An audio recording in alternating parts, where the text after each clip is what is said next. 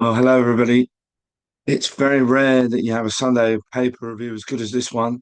We could review the absolute capitulation of Enzo Maresca's side at Old Trafford. We could even look at any number of Premier League headlines, but of course, we'll start at Craven Cottage, where Fulham battered Brentford for the third time. And we'll start with Ian McCulloch, a Fulham fan, in the Mail on Sunday, who trained, as the great Paddy Barclay said, to be unbiased. He's unbiased, but he's very, very good, that Ian McCulloch. He says, of course, that Fulham repel long throws to beat Brentford. They did a lot more than that, Ian, but fair play. And my favourite bit here, when he's talking about that ridiculous decision to disallow a fantastic goal from Rodrigo Muniz, that if it was scored by Cristiano Ronaldo or Lionel Messi or George Best or anybody, they'd be talking about it for 40 years to come. But Muniz was just denied a goal in a West London derby, just like Josh King at Fulham Broadway last month, will make it the September goal of the month, as Zoe says this morning on our website. And McCulloch writes, Brentford was spurred fair the misery by the VAR when Munez's thumping finish was chalked off after the Brazilian left Nathan Collins with a bloody lip for a flying arm in the build-up to an attempt on goal. It was the third time this season that Fulham had been on the wrong side of the VAR decisions, much to the fury of Silva. But his side closed out the game without any problems. And that's the most important part. Fulham was so far clear of the noisy neighbours that no bus stops, no bus depots, nothing Keith Andrews could do, and there wasn't much he could do, was ever going to bring the Bees buzzing back into this derby. Let's take a look at the Sunday Telegraph. Robert O'Connor hits the nail on the head. Inspired Iwobi. Let me try and get it up with the camera here. Let's see. Inspired Iwobi makes the difference for Fulham, and he did. How about Alex Iwobi last night? There are moments in football where you see how much character and class matters, and a couple of visuals have picked up on it. We'll come back to the Sunday Telegraph, but in the Sunday Mirror, only one Iwobi, the force is strong with goal-getter Alex.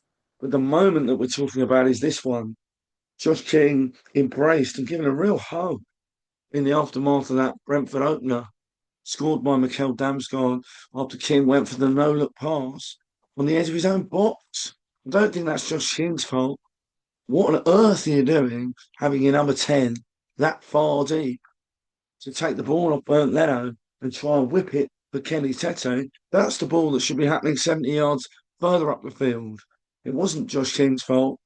And Iwobi has been in that position many a time at Arsenal and Everton, with many games under his belt, knew that that was a moment to say to the youngster, get your head up and play because we can come back into this game. And didn't Fulham do that? And didn't Alex Iwobi? So Robert O'Connor nails it, as we said in the Sunday Telegraph. And I'll just give you the description of these goals. Fulham might have led after 14 minutes, but for a good reaction save from Cayman Kelleher, throwing up a fist to punch away Michael Kyoto's wayward header towards his own goal. And there was the pinball in the Brentford box that led to Iwobi with a really neat finish through the legs of Nathan Collins and beyond Kelleher, who didn't have his best game last night. Paid a lot of money to Liverpool for a guy who can't catch and seemingly isn't really up to it in the pressure moments. Fulham knew that, of course, because he had a dreadful game at Anfield in the League Cup first leg semi-final, and Liverpool quite lucky to get away from that second leg at Craven Cottage a couple of years ago after Issa Diop had brought Fulham back into it. And O'Connor then says that a horrendous error gifted Brentford the lead after 30 minutes. King received the ball from goalkeeper Bernd Leno and passed straight to Zamsgaard. That's the moment where the Bees went in front. And although Kelleher almost spilled a shot from Sessegnon to get Fulham level, the Whites came back into it. The Cottagers have only scored 3 goals all season, but then hit Brentford with 2 in less than 100 seconds. They deservedly levelled after 38 minutes when the visitors bungled the chance to clear a ball into their box. King Lewis Potter failed to make proper contact as the ball fell to him, his hard clearance bouncing off Coyote before landing at the feet of Iwobi to tap home. If anything, he undersells the glory of that finish. The turnaround was complete less than 2 minutes later when the goal scorer received the ball from Muniz and played an excellent through ball, which was bent into the corner by Wilson. The pass that Johnny Haynes would have really loved, and there's no higher praise for a Fulham midfielder than talking about the maestro himself. We've talked about Ian McCulloch marvellously. The Sunday Times, the London edition of the Sunday Times, printed too early to cover the biggest game of the day. Well, you know what I think about that.